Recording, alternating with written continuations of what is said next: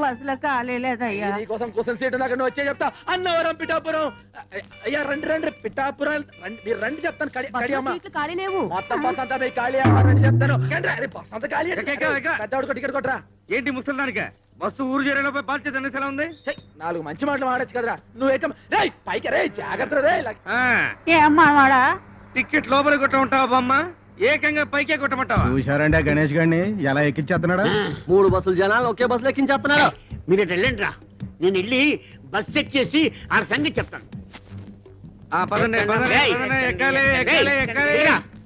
దిగు. ఎరా మా బస్సులో జనాన్ని మీ బస్సులోకి ఎక్కిస్తావా? ఉండు, పోలీసు రిపోర్ట్ ఇస్తాను.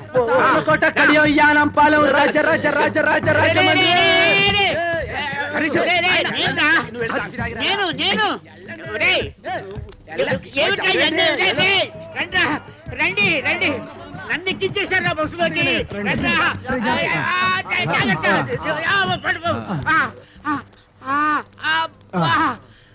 చూసారా మిమ్మల్ని లోపలేసేసాడు. మేము చూసాం కాబట్టి సరిపోయింది, లేకపోతే మీరు బొబ్బర్లంకి వెళ్ళిపోయేవాళ్ళు. ఆగండి. శుభవా అంటూ పెళ్లి చూపులకి పార్టీని తీసుకొస్తుంటే వేధవ శకునం ఎదురైంది. చూడమ్మాయి, నీలాంటి వాళ్ళు 6 గంటల నుండి మధ్యాహ్నం 12 గంటల వరకు బయటికి రాకూడదు. ఎందుకంటే అప్పుడు మాలాంటి వాళ్ళు బయటికి వెళ్లే సమయం. కాబట్టి మీరు ఇంట్లోనే తగలడితే మాలాంటి వాళ్ళకి ఎటువంటి అరిష్టం ఉండదు. అవునండి. ఓహో, అయితే ఆ సమయంలో మీరు కూడా బయటికి రాకూడదు అనమాట. ఏమిటయ్యా ఎందుకు? ఎందుకేమిటండి, ఒంటి బ్రాహ్మడు ఎదురు వచ్చినా కూడా పరమ దరిద్రం అని చెప్పారు కదండి. ఆ సమయంలో మీరు కూడా ఇంట్లో అటక పైన తగలడితే మంచిది, అరిష్టం ఉండదు. ఏమిటి ఈ ఘనపాటికి దానికి పోలిక? పెళ్ళైన మరుసటి రోజే గోదాట్లో బస్సు ముంచేసి భర్తతో సహా పెళ్లి వాళ్ళందరినీ పొట్టను పెట్టుకుంది. ఇదొక్కతే బయటపడింది. ఈ ఘనపాటికి దానికి పోలిక? గణపాటి గారు, ఈవిడ పెళ్లికి ముహూర్తం పెట్టింది మీరే కదా? అవునవును నేనే. అంటే ఈవిడ బతుకు నాశనం అవడానికి కారణం మీరు, మీ ముహూర్తమైన. ఈ విషయం ఊళ్ళో వాళ్ళ తెలిసింది అనుకోండి. అనుకోండి మీరు పౌరోహిత్యం మానేసి ఇదే బస్ స్టాండ్ లో పూటకూళ్ళ సత్రం పెట్టుకోవచ్చునమ్మా. ఏమయ్యా ఈ ఘనపాటి నువ్వు బ్లాక్ మెయిల్ చేస్తున్నావా? ఎవడి మొహం చూసాను ఏమిటో. ఒంటి వేపనాడు ఇవాళ యాదవాళ్ళారా, బస్సు వ్యాపారంలా చేయండి రా. ఈ లాటరీ వ్యాపారం, బ్రాకెట్ వ్యాపారంలా చేస్తే మీ పొట్టి మీద రోడ్డు మీద ఫుడ్ కోసం లాటరీ వేసుకోవాలరా. అర్థమైందా? బాగా చెప్పావురా. వెళ్ళండి రా, వెళ్ళండి వెళ్ళండి. ఇదో గణేష ఇలా నీ చెప్పినట్టుంటే నువ్వు బాగుపడతావు. మీ యజమాని ఒట్టి పిసిదారి, వాడు మూట కట్టుకుంటాడు కానీ నీకేమి వాడు. నువ్వు నా దగ్గరికి వచ్చి అద్దె లేకుండా ఇల్లు ఇస్తాను, 2 నెలలు బోనస్ ఇస్తాను, 10,000 జీతం ఇస్తాను. ఇవన్నీ నాకు ఎందుకు చెప్పండి. మీ బస్సులు నా బస్సులో చూసుకుంటాను, మీ పక్కనే ఉంటాను. చిన్న పని చేయని చెప్తాను. ఏంట్రా ఏంటి ఏంటి ఏంటి? అవి ఏముందని మా అయ్యగారు బాబురావు గారు కదా, ఆయన కాళ్ళు పెట్టేసుకుని సరిపోద్ది. ఇంకోసారి పిచ్చ రాజకీయాలు ఎత్తే పచ్చడి అయిపోద్ది. అన్నవరం, పిఠాపురం, సావర్లకోట, కడియం, యానం, పాలెం, రాజమండ్రి. ఏమ్రా గణేష్, ఎదురావు దిమాగ్ ఖరాబ్ అయిందిరా. ఆ బస్ కి పెట్టే కేక, ఈ బస్ కి పెట్టే కేక ఒకటే. వాడికన్నా వీడు పైసలు ఎక్కువ ఇస్తానన్నాడు, బోనస్ ఇస్తానన్నాడు, గర్ర ఇస్తానన్నాడు. ఏమి వద్దని వచ్చేస్తావు? ఎన్ని సంవత్సరాలు ఈ ఎండలో కమిషన్ కోసం కేకలేస్తావురా? భవిష్యత్ ఎక్కువ బ్యాకు. ఎప్పుడు సెంటు కొట్టుకునే టిప్పు బాయ్, ఇవాళ సెంటిమెంట్ గా మాట్లాడేటో. ఏం వేళకోళం చేస్తావు? ఎన్నాళ్ళు నీ బతికి నీ సింగిల్ బన్ మీద తీస్తావు? టిప్పు బాయ్, ఇదే ప్లాట్ఫారం మీద అనాథగా పడు నన్ను ఇంటికి తీసుకెళ్లి పెంచి పెద్ద చేశాడు మా అయ్యగారు. దానికి ముందర వాడిచ్చే 10,000 లెక్క, ఇప్పటికి కూడా సొంత బిడ్డలాగా చేతులు అన్నం కలిపి పెడతా అమ్మగారు. ఆ అన్నం ముందర వాడిచ్చే ఇల్లు లెక్క. నీకు గుర్తుందా? అదే బస్ నుంచి నేను కింద పడిపోతే మా అయ్యగారు 2 సీసాలు ఎత్తురిచ్చారు. దీనికి ముందర వాడు ఏమిస్తే సరిపోతుంది బాయ్ చెప్పు. చూడు, మనం దేన్నైనా అమ్ముకోవచ్చు కానీ విశ్వాసాన్ని అమ్ముకోకూడదు అన్నాడు బాయ్ వాడు. కౌన్రే గణేష్. అందుకే బాయ్ అల్లా నేను ఎండలో కూడా చల్లగా చూస్తున్నా. Thank you daddy. BP apparatus కొనిచ్చారుగా, ఇట్స్ వెరీ నైస్. దాంతో ఎవరు కనిపిస్తే వాళ్ళ బీపీ చూసే ప్రతివాడు నీ దగ్గరే బీపీ చూపించుకోవాలి. నువ్వు చూస్తే తప్ప ఎవరికి బీపీ ఉంటాను వీల్లేదు. ఎలా పనిచేస్తుందో టెస్ట్ చేసి చూడాలి. ఎవరున్నారు? ఎవరికో ఎందుకమ్మా, ప్రపంచంలో ఉన్న బీపీ అంతా మీ నాన్నకే ఉంటుంది. ఆయనకే చూడు, బోని బీపీ బాగుంటుంది. డాడీ జాగ్రత్త అమ్మా, బీపీ మిషన్ పగిలిపోతుంది. ఏమిటి ఊరికి ఏళ్ళు పెట్టి గెలుగుతావు? శుభ్రత లేదు. మీ వంశం అంతా అడ్డ కూడా వంశం. ఇదిగో నన్నంటే అన్నారు, మా వంశం గురించి మాట్లాడితే అంతే. నలక పడితే తీస్తున్నాడు, ఇది తప్ప. అదేమిటి పొడుచుకొస్తుంది? I am the doctor, you are the patient. అలాగే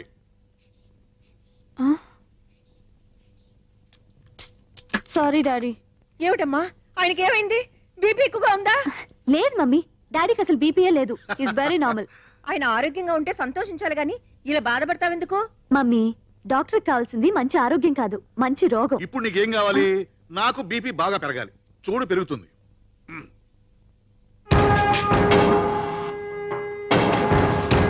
ఇప్పుడు పెరుగుతుంది చూసుకో.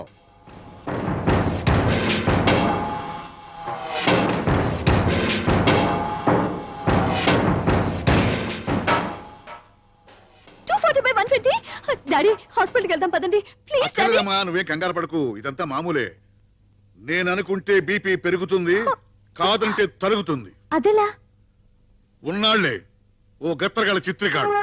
వాడిని తలుచుకుంటే ఒంట్లో రక్తం లేకపోయినా బీపీ పెరుగుతుంది.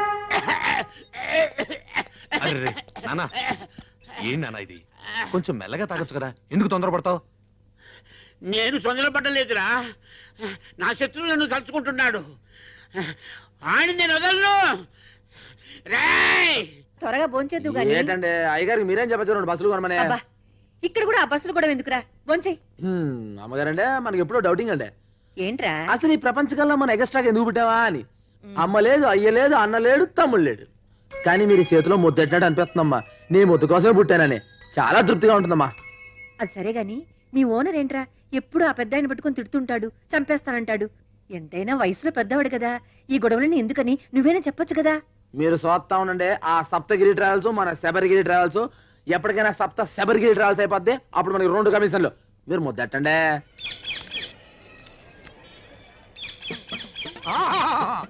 అభిజుని కలకిత మనసున్న మనిషి, ఓహో గుండెగల మనిషి, ప్రపంచ రికార్డుల కథనే సరి, కదిలే చిత్రాల కేసరి, దాసరి దాసరి నరళలా వచ్చిండు. కన్నాలు పెట్టుకోండి. చిలక చూసేమంటే దేవుళ్ళు వస్తారు కదయ్యా, సినిమా వాళ్ళు వచ్చారేంటి?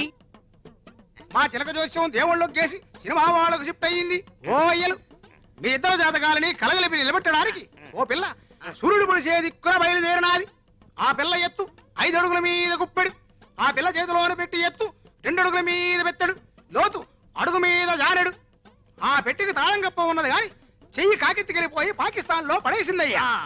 ఆ పెట్టెలో 9 బంగారు సున్నుండలు, 11 వెండి ఎరిసెలు, 18,000 పగడాల పేలాలు పెరపలలాడుతున్నాయి. ఆ పిల్లని కవ్వించినోడికి పెట్టి ఇత్తది, సిరసిరలాడించినోడికి మనసిత్తది, గోకినోడికి గోరిత్తది, ఊదినోడికి మొత్తం ఊడిసిత్తది. కొంచెం నేను చెప్పింది ఎక్స్ట్రా లోడ్ వేసాడు. ఒంటరిగా వస్తున్నాడు, ఇప్పుడే పడేయాలా? 3 కమిషన్లు అడగాలి.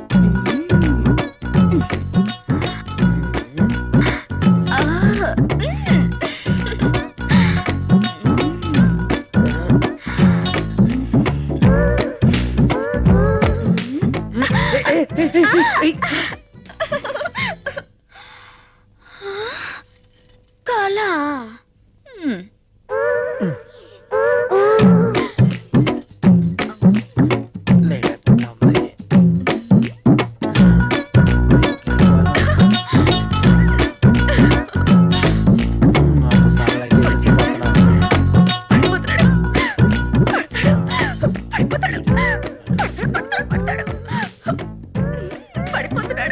అవునే, పడిపోయిన వేరుకోకుండా పాకుతున్నావేటే? అబే లేదు, దాటొచ్చా.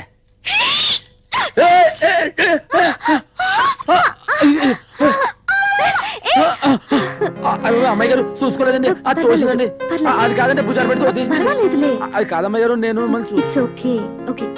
అంటే అయ్యగారితో అమ్మాయి అది కాదండి, నేను చూసుకోలేదండి. ఆ మూటలు లాక్కొస్తున్నానండి, అది ఏడు చేసిందో తెలియదండి. కాదండి, అటు నుంచి ఇటు వస్తున్నానండి, చూడలేదా? చాలు. అది కాదు అమ్మాయి గారు, బస్ ఎక్కుతున్నారు. వాళ్ళ బస్సు వాళ్ళు ఎక్కుతారు, నీకెందుకురా? అవునండి అమ్మాయి గారు, బస్సు ఎందుకు ఎక్కుతున్నారండి? బస్ లో వెళ్తే జనం ఏంటో, వాళ్ళ అనారోగ్యాలేంటో అన్ని తెలుసుకోవచ్చుగా. మీ డాక్టర్లు రోగం వస్తేనే మంది వేస్తారండి. అసలు ఏ రోగం రాకుండా మందు ఉందండి. ఏ కంపెనీది? గణేష్ కంపెనీ. మందు పేరు? నవ్వండి.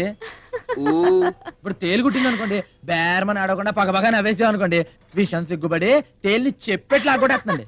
తేలు కుడితే ఇట్లాంటి జోకులు మన దగ్గర చాలా ఉన్నాయండి. నవ్వించాలు ముందర టికెట్ కొట్టు.